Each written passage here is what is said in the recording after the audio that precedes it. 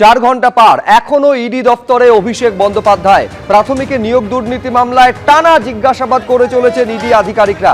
নির্ধারিত সময় ছিল সকাল 11টা। বেশ কিছুটা আগেই সিজিও কমপ্লেক্সে পৌঁছে যান অভিষেক বন্দ্যোপাধ্যায়। দেখছেন সেই মুহূর্তের ছবি।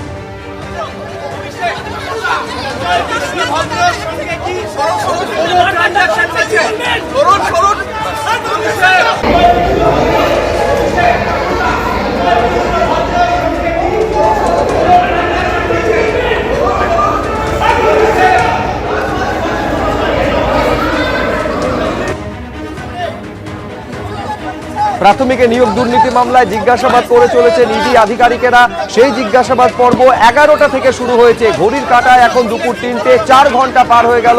জিজ্ঞাসাবাদ করছেন ইডি আধিকারিকেরা। নিয়োগ দুর্নীতিতে একাধিক প্রশ্ন রয়েছে, একাধিক মিসিং লিঙ্ক রয়েছে, যার উত্তর অভিষেক বন্দ্যোপাধ্যায় থেকে পেতে চাইছেন তদন্তকারীরা। অভিষেক বন্দ্যোপাধ্যায় কিন্তু একেবারে সিজিও কমপ্লেক্সের ভেতরে তিনি প্রবেশ করে গেলেন। তিনি প্রবেশ করে গেলেন এবং দশনে কিন্তু ইডির সম্মুখীন তিনি হবেন সে চিত্রই দেখাচ্ছি। অভিষেক বন্দ্যোপাধ্যায় তিনি ভেতরে প্রবেশ করলেন এবং বেলা 11টার মধ্যে, সকাল 11টার মধ্যে তাকে আসার নির্দেশ দেওয়া ছিল। সেই অনুসারে কিন্তু তিনি কালীঘাটের বাড়ি থেকে সকাল 10টা 15তে বেরিয়ে যান এবং ইতিমধ্যেই একেবারে অভিষেক বন্দ্যোপাধ্যায় 11টা বাজার খানিকটা আগেই, অর্থাৎ কিনা মিনিট 3 আগেই কিন্তু তিনি এসে পৌঁছেছেন।